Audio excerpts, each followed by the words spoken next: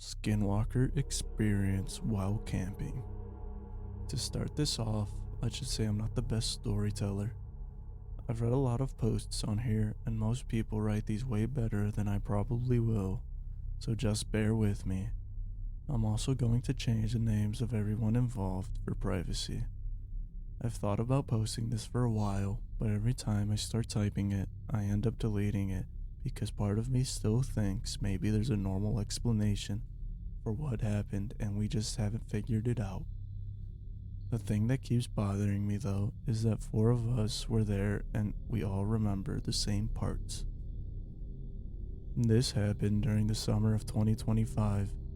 I live near the Appalachian Mountains in the northwest corner of North Carolina, and if you've ever been out here, you know how huge the forests are. There are miles of woods with old logging roads, dirt trails, and random clearings people sometimes camp in. You can go a long time without seeing another person. I've always liked exploring places like that, even though it's probably not the smartest idea sometimes. A few friends asked me if I wanted to go on a camping trip for about 6 days, somewhere deep in the mountains than we normally go. I didn't really have anything planned that week, so I said yes pretty quickly. Looking back, I kind of wish I had thought about it more before agreeing. The day we left, I packed clothes, my tent, sleeping bag, and basic camping stuff. The plan was to meet at a clearing one of my friends had found online. It was about a 45-minute drive from where I lived.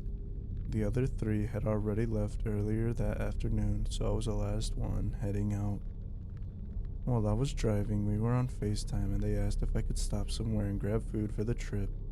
So I stopped at a small grocery store and picked up hot dogs, potatoes, chips, marshmallows, and some other stuff we could cook over the fire.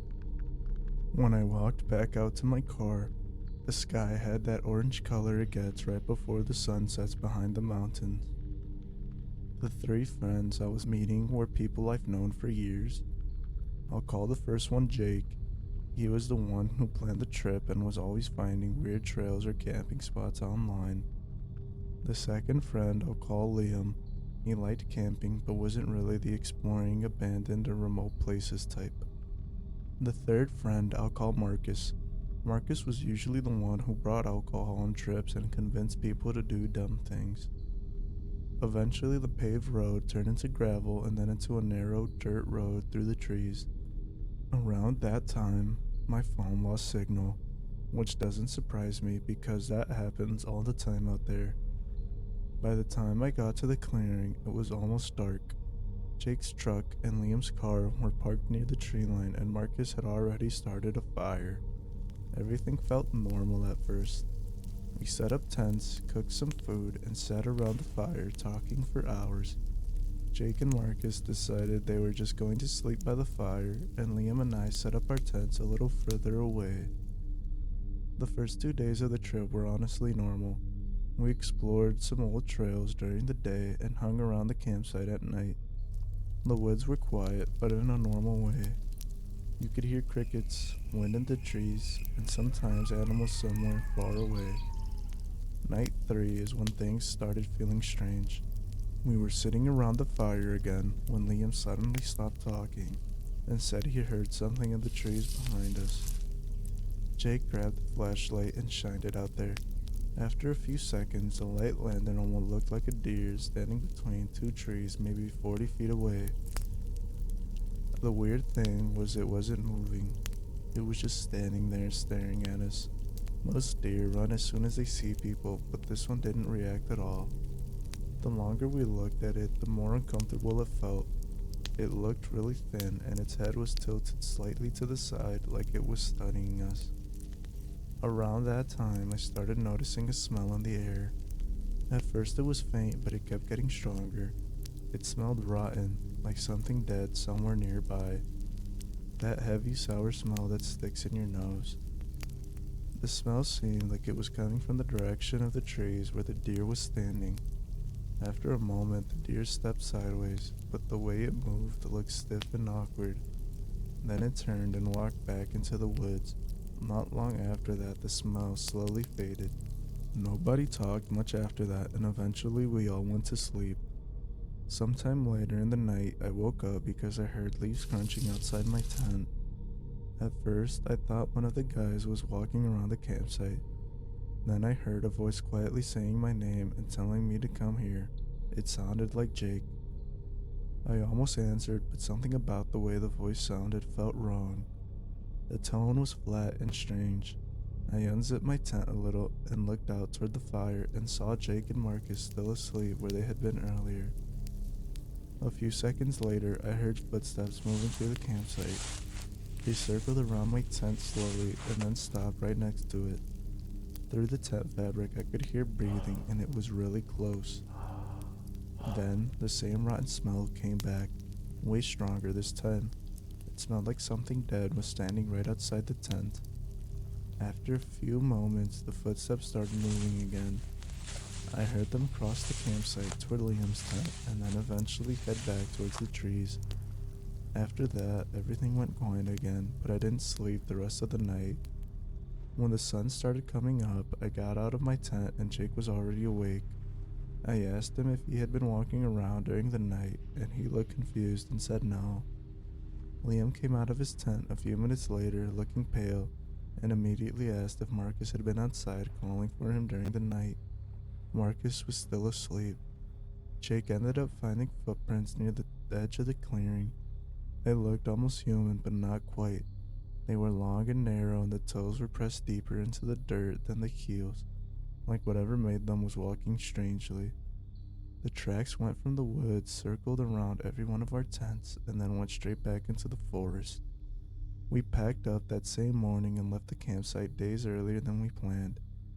The walk back to our cars was quiet and nobody really said much. Even now, none of us can agree on exactly what we saw that night, but we all remember hearing voices, and none of us have gone back to that place since. Lived in a haunted house for most of my life. Dozens of scary ass experiences. So I've lived in a house in the north of England for 20 years now. I'm 24 years old. The amount of paranormal experiences I've had has been crazy. The earliest stories are from before I even gained sentience. My mom and other family members would tell me stories of an imaginary friend I had called Bobby. I have no recollection of Bobby. I only know what I am told. My mom says I would often be awake in the middle of the night, having crawled out of my cot and playing in the pitch black on the upper landing. She'd ask me who I was talking to / playing with, and I'd say Bobby and Daddy. My father died months before I was born, and my mom kept this info from me as a child. I would sometimes wake her up at like 2 a.m. and say, "Mom, Bobby wants a bottle or he's gonna kill you." No BS, this is what I'm told. Creepy as fuck, right? This was actually in the house next door to the one I live in now. We lived there around 2 years. This is only the tip of the iceberg of the shit that's played out over the years. My earliest experience of haunting was the bathroom taps. I was a very scaredy kid, so I would sleep in my mother's bed a lot for probably way longer than I should have, and I could remember for months at a time, every night as we would be going to sleep, the taps in the bathroom would turn on ever so slightly at first, then progressively opening more and more. One of us would have to get out of bed and turn the taps off tight. It was very unsettling. Mom got a plumber out to look at the taps, and he took a look at her like she was crazy when she told him the taps were turning on by themselves. This gradually came to an end, and I sort of forgot about it. Then I think maybe a year later, I was around 13 at the time. It was a dark evening in winter, I think, and I was getting ready to leave the house. As I was just about to leave my house, I heard my TV turn on in the bedroom. I was the only one home. I don't know how I mustered up the courage, but I ran upstairs to see what was going on. I didn't even know my TV could pick up channels. I used to plug a DVD player in. What's crazy about that is when you turned that TV on, it usually was preset to 20 volume and would show a blank screen. The attic was also creepy as fuck too. It was converted into a spare bedroom for my former stepsister, and I used to stay up there with her. She was probably like 16. I would have been about 10. I remember one day a book falling off of a shelf for no apparent reason, and I swear after she moved out, I would still hear footsteps throughout the ceiling and the sound of plug sockets switching at night from up there. I also have dreams about ghosts like constantly. I was keeping a dream journal in my phone that I must have deleted by accident, and I swear 90% of the entries would be me fighting ghosts or being chased or them being in my house. I remember a dream of me sleeping in the garden because there was a ghost in the window watching me, and I went through a phase where I would wake up at 3 a.m. every night like clockwork for no reason.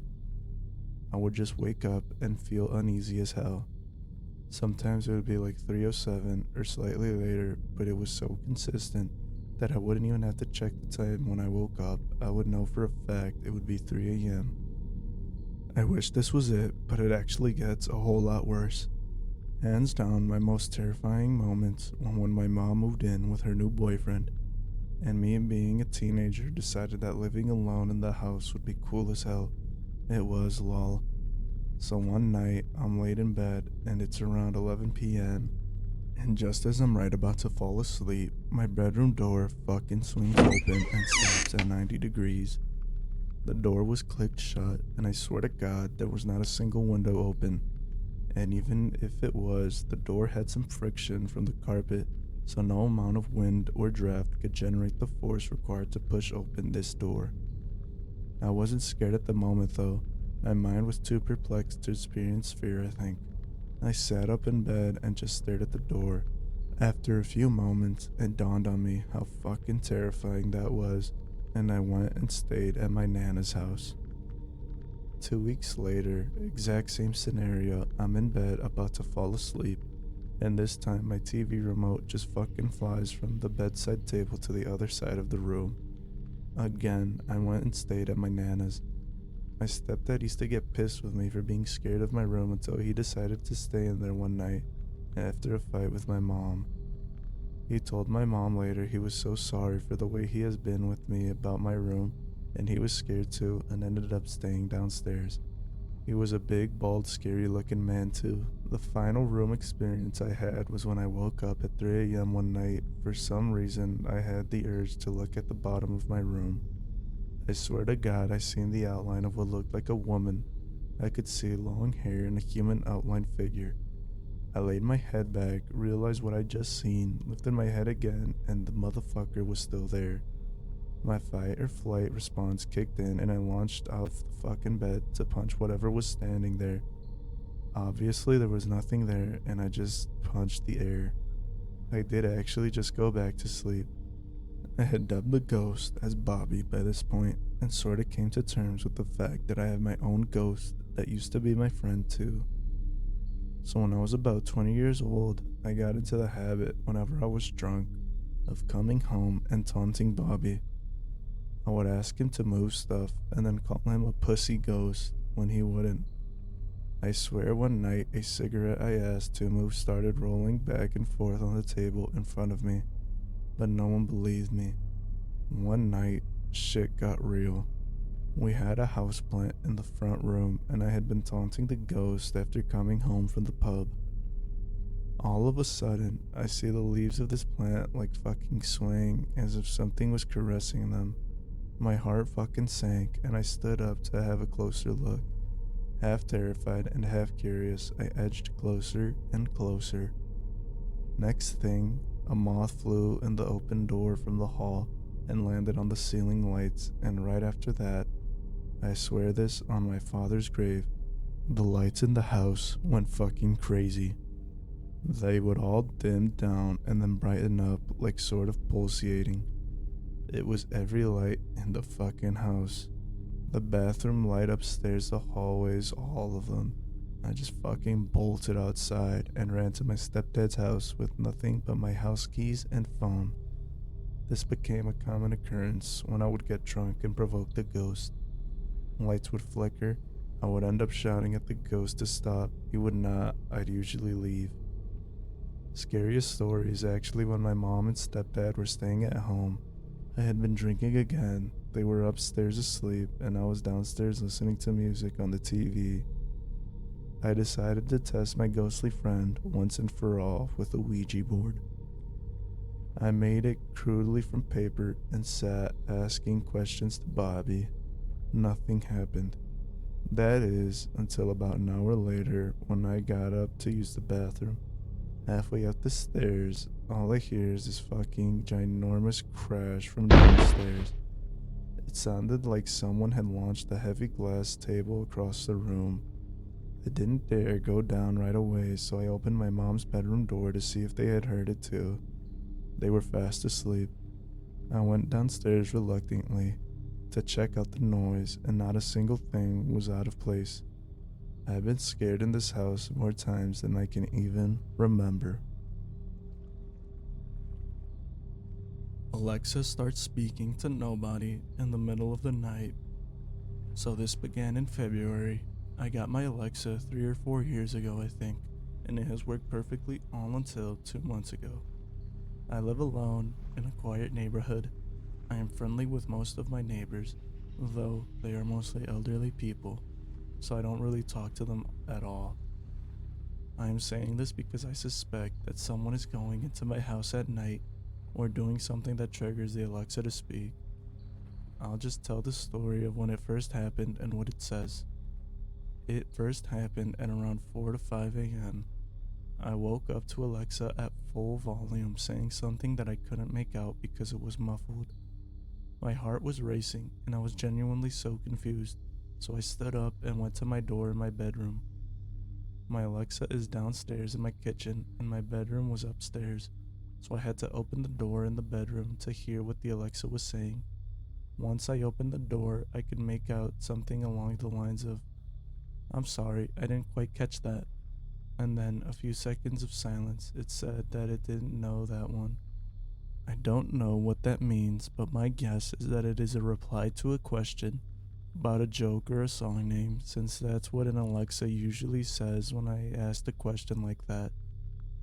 Over the next few minutes, I stood at the doorway, my heart still beating, and the Alexa would be quiet for about 30 seconds before saying, "I'm sorry, I didn't quite catch that."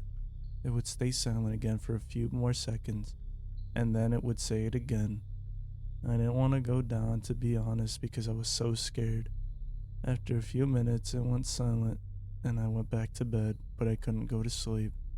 So I went downstairs at around 7 a.m., and nothing had happened. The Alexa was turned off.